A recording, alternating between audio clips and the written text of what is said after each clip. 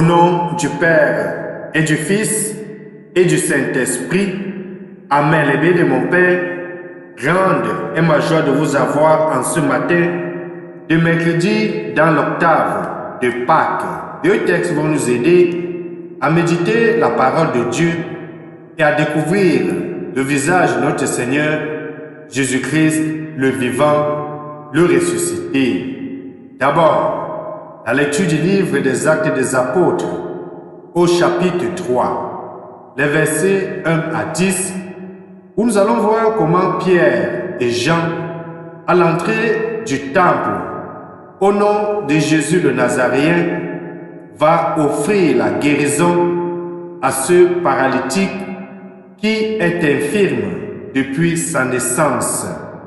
Pierre, par un regard avec son frère dans l'apostolat Jean, vont aider ainsi le paralytique à bondir, à retrouver le chemin d'une vie normale.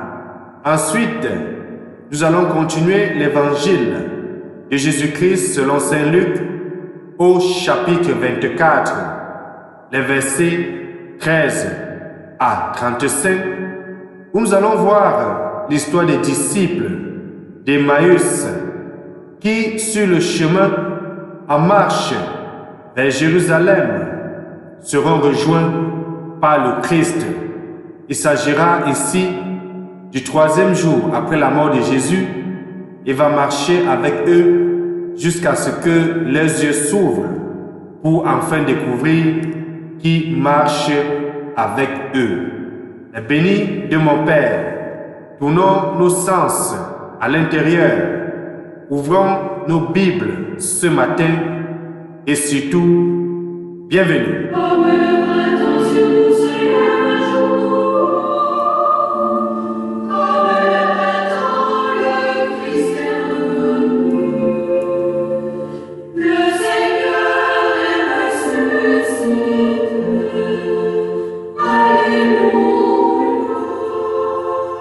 Tournons-nous vers l'Éternel des armées et prions.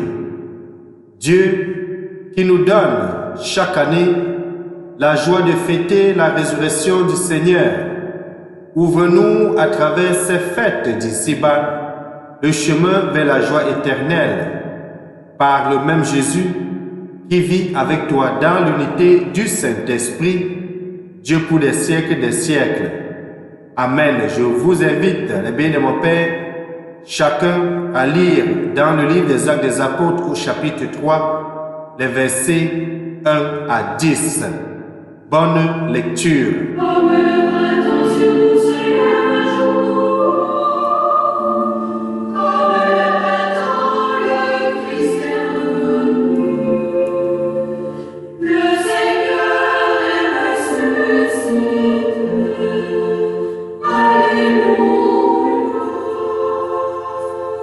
Évangile de Jésus-Christ selon Saint Luc, au chapitre 24, les versets 13 à 35. Le même jour, c'est-à-dire le premier jour de la semaine, deux disciples faisaient route vers un village appelé Emmaüs, à 2 heures de marche de Jérusalem, et ils parlaient entre eux de tout ce qui s'était passé.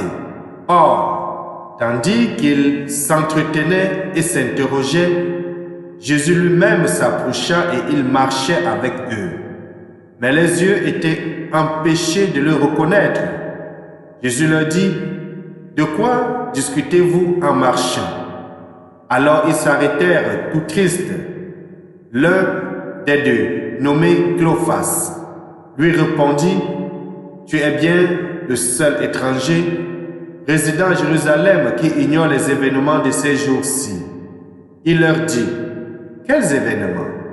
Ils lui répondirent, « Ce qui est arrivé à Jésus le Nazaréen, cet homme qui était un prophète, puissant par ses actes et ses paroles, devant Dieu et devant tout le peuple. Comment les grands prêtres et nos chefs l'ont livré, ils l'ont fait condamner à mort et ils l'ont crucifié. Nous espérions que c'était lui qui allait délivrer Israël. Mais avec tout cela, voici déjà le 3e jour qui passe depuis que c'est arrivé. À vrai dire, les femmes de notre groupe nous ont remplis de stupeur. Quand, dès l'aurore, elles sont allées au tombeau, elles n'ont pas trouvé son corps. Elles sont venues dire qu'elles avaient même eu une vision des anges qui disaient qu'il est vivant. Quelques-uns de nos compagnons sont allés au tombeau et ils ont trouvé des choses comme les femmes l'avaient dit. Mais lui, ils ne l'ont pas vu. Il leur dit alors, « Esprit sans intelligence, comme votre cœur est lent à croire, tout ce que les prophètes ont dit, ne fallait-il pas que le Christ souffrit cela pour entrer dans sa gloire? Et partant de Moïse et de tous les prophètes, il interpréta dans toute l'Écriture ce qui le concernait. Quand ils approchaient du village où ils se rendaient, Jésus fit semblant d'aller plus loin. Mais il s'efforçait de le retenir. « Reste avec nous, car le soir approche et déjà le jour baisse. » Il entra donc pour rester avec eux. Quand il fut à table avec eux, ayant pris le pain, il prononça la bénédiction, et l'ayant rompu, il le leur donna. Alors les yeux s'ouvrirent, et ils le reconnurent, mais il disparut à leur regard. Ils se dirent l'un à l'autre, « Notre cœur n'était-il pas brûlant en nous, tandis qu'il nous parlait sur la route et nous ouvrait les Écritures ?» À l'instant même, ils se levèrent et retournèrent à Jérusalem. Ils y trouvèrent réunis les 11 apôtres et leurs compagnons qui leur dirent « Le Seigneur est réellement ressuscité, il est apparu à Simon-Pierre. » À leur tour, ils racontaient ce qui s'était passé sur la route et comment le Seigneur s'était fait reconnaître par eux à la fraction du pain. Acclamons la parole de Dieu. Louange à toi, Seigneur Jésus-Christ. Les bénis de mon Père, nos yeux l'ont vu. Il a apparu à Simon-Pierre. Va, dis à mes frères que je suis vivant. Notre cœur n'était-il pas en joie lorsqu'il nous racontait cela? Je prends comme ça, de façon en vrac, plusieurs passages que nous avons écoutés depuis lundi de l'octave. Et aujourd'hui, nous continuons toujours à écouter le récit des témoignages des hommes, des femmes, des personnes, des humains qui ont raconté le Christ vivant, qui ont rencontré le Christ ressuscité. C'est à la base de ces témoignages, les bénis de mon Père, que nous croyons aujourd'hui fermement que le Christ est vivant, que le Christ est parmi nous. Et rappelons-nous hier, comme à Marie-Madeleine, Jésus a apparu, a parlé, mais Marie-Madeleine ne l'avait pas reconnu.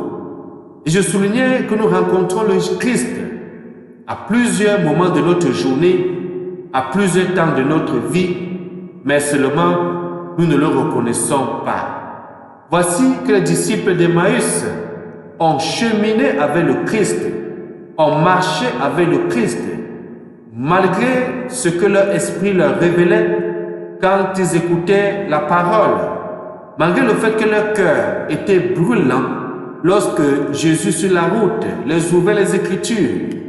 Personne n'a eu le réflexe d'avoir le discernement que le Christ est avec eux. Et pourtant, le Christ va se révéler au moment de la fraction du pain. Notre Seigneur se révèle à qui il veut, quand il veut, comme il veut. Il se révèle à toi, à moi. Il se révèle à chacun de nous de la manière qu'il choisit, de la manière que chacun nous puissions comprendre. Les bénis de mon Père, Clophas et son compagnon, tels que Saint Luc les a campés dans ce beau récit que nous avons écouté, sont et resteront pour l'Église les témoins privilégiés de la résurrection de notre Seigneur Jésus-Christ. Le ressuscité les a accompagnés sur leur route et dans l'amertume de leur déception. Il les a consolés de leur peine. Il les a instruits patiemment et longuement. Il a répondu à leurs invitations. Restez avec nous. Il a même célébré pour eux l'Eucharistie. Et ensuite, il a ouvert les yeux, leur laissant le contempler dans la gloire fulgurante de sa résurrection. C'est ainsi que notre Seigneur agit avec nous. Il se laisse interpeller par nous. Il vient à notre rencontre. Il accepte si nous ouvrons la porte. Il entre. D'ailleurs, il va dire, me voici qui me tient à ta porte et qui frappe. Si tu ouvres, j'entre. Je souperai avec toi, toi avec moi. Et sur l'heure, les bénis de mon Père, dans la nuit, malgré la fatigue, Clophas et son compagnon sont partis annoncer la bonne nouvelle à ceux qui pouvaient le comprendre. Et c'est ainsi, depuis que se déploie la prédication de l'Église, elle chemine avec l'homme, toujours déçu dans ce qu'il attendait de Dieu et des hommes.